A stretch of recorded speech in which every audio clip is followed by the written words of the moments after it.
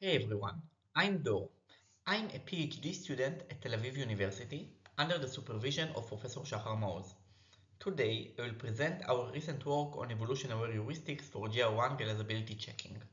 This work explores how we can improve the performance of reactive synthesis by leveraging the iterative nature of specification development. Reactive synthesizers provide correct by construction software development. This means that instead of testing the correctness of a program against a desired specification, as done in traditional programming, reactive synthesizers automatically synthesize a correct program that satisfies the specification, if such a program exists. While reactive synthesis enjoyed vast academic interests over the past few decades with many algorithmic advancements and some implementations of reactive synthesizers, its usage outside academia is still very limited. One of the key challenges is the long synthesis and realizability checking times, especially for large and complex specifications. Studies have shown that as specifications grow, the computational cost of synthesis and realizability checking increases significantly, and therefore it is difficult to apply reactive synthesis effectively in real-world scenarios. In our XC23 study, we found that developers often build specifications incrementally, step by step. Developers interact with the synthesizer frequently, using realizability checks as a kind of test to guide their further development of the specification. This brings us to a key question. Can we use data from earlier versions of a specification to speed up realizability checking in later iterations? If successful, this could reduce computation time and better support the way specifications evolve in practice. Here is a high-level overview of our approach. We begin with a developer performing a realizability check on an initial version of the specification. Let's call it V1. During this process, we store both the result and some relevant intermediate data for later. Later, when the developer checks a modified version of the specification, let's call it V2, we first compute the semantic diff between V1 and V2. Based on this diff and some stored data from V1, we select and apply an appropriate heuristic. Some heuristics can return a result immediately, while others reuse intermediate data to accelerate the computation. Once V2 is checked, we store its result and data as well, preparing for the next evolution. Before presenting our diff algorithm and heuristics, let's introduce some essential background. We discuss reactive synthesis in the context of GR1. You can think of it as a game between two players, a system and an environment. The game is represented as a sequence of states. In each state, the environment moves first by assigning values to its variables, and then system responds by assigning values to its variables. Both players have rules. The environment must satisfy assumptions, and the system must satisfy guarantees.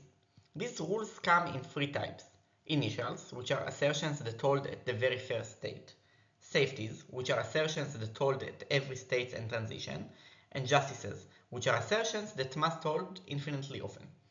The system wins if whenever the environment behaves under its assumptions, the system can always fulfill its guarantees. To check realizability, we employ a three-nested fixed-point algorithm based on mu calculus.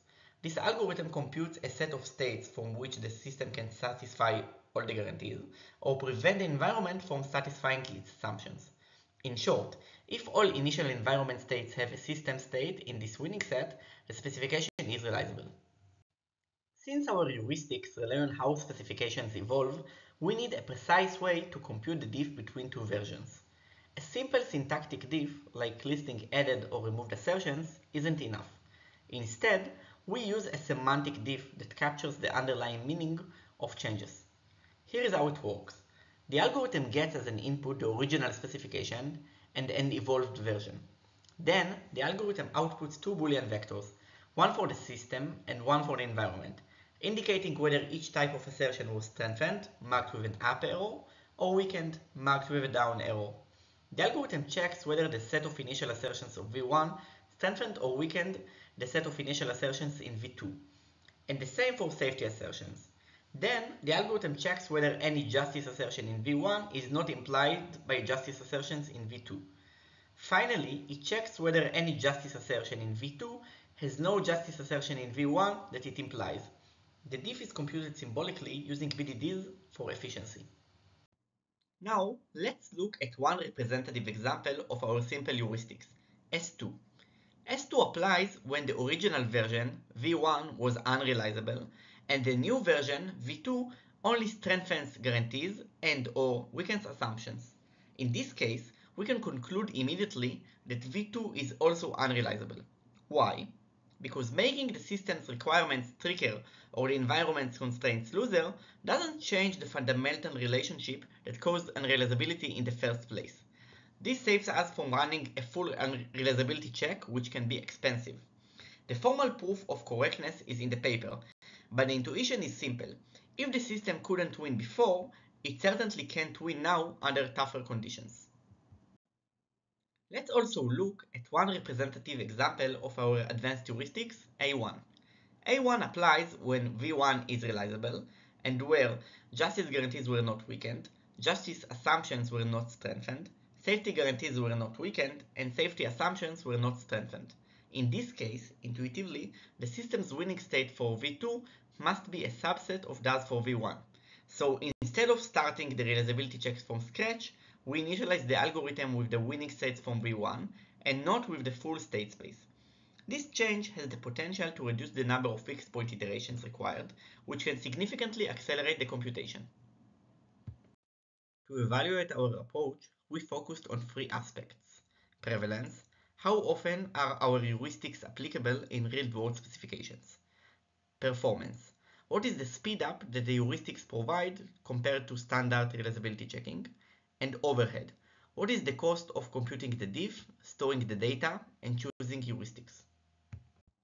To evaluate our approach, we used SpectVer25, a unique dataset of GR1 spectral specifications. What makes SpectVer25 special is that it doesn't just include final versions of the specifications, but instead it captures the entire development process, thanks to a logging mechanism that we integrated in the Spectra IDE. This means that we have fine-grained snapshots of how specifications evolved over time, including logs of the actual operations performed by the developers. This gives us the opportunity to see the full power of our approach. Our corpus includes 3,100 version pairs from 44 projects, developed by 11 teams over a semester-long project class. About 60% of the snapshots were realizable and 40% unrealizable. We found that the heuristics apply in nearly 70% of cases. This means that in most specification evolutions, we can avoid a full realizability check and save significant time. The chart shows the breakdown by heuristic type. Our evaluation shows that the heuristics significantly reduce realizability checking time. On average, over the entire SpectVer25 dataset, we saw a drop from 34.6 seconds to 23.4 seconds, with even greater gains in slower cases. The simple heuristics achieved over 10 times speedups, and most of the advanced heuristics also performed very well. A1 showed more modest improvements, but overall, across all slow cases for which the traditional realizability checking takes more than a minute, we observed an average of 8 times speedup. The figures here show the speedup grouped by the kind of applied heuristic for all the slow cases together and in a per project granularity. Regarding overheads, we found that our approach introduces negligible overhead. Most operations complete within milliseconds, and even the heaviest step, storing intermediate data, runs after the result is shown to the developer, ensuring no significant impact on user experience. Thanks for listening.